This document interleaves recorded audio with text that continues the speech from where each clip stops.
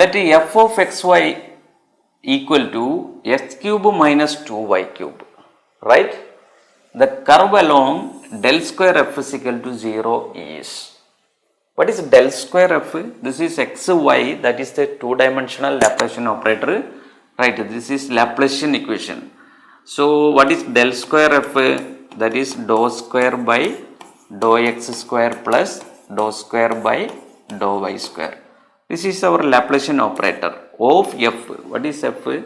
X cube minus 2y cube, right? Then this is on double differentiation. 3x square first differentiation get, or I can write dou by dou x of first differentiation 3x square my plus dou by dou y of first differentiation what come, sorry, minus, here minus come because of this minus sign, right? Or we can put a minus 6, right, y square. Now we again differentiating, this is 6x minus this is 12y. This is equal to 0 given, that is equal to 0.